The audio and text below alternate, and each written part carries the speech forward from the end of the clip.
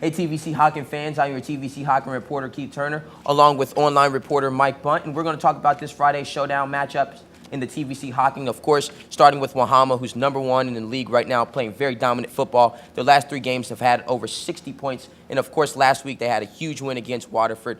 Mike, what's been the keys to success for Wahama? Well, Wahama is led by the running back duo of Isaac Lee and Anthony Grimm. Last week versus Waterford, Anthony Grimm rushed for 3 touchdowns, while Isaac Lee rushed for over 100 yards and added a touchdown on top of that.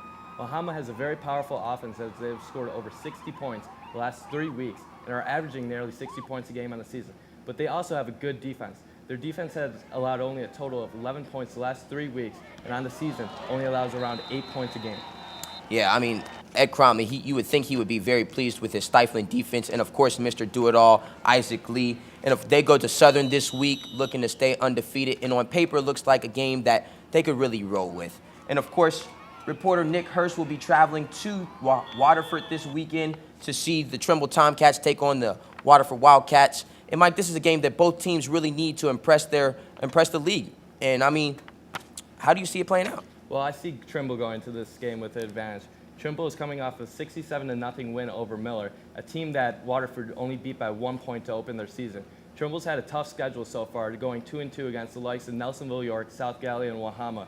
While on the other hand, you have Waterford that has a better record, but they've had an easier schedule and have been squeaking out against teams that they really should be blowing out.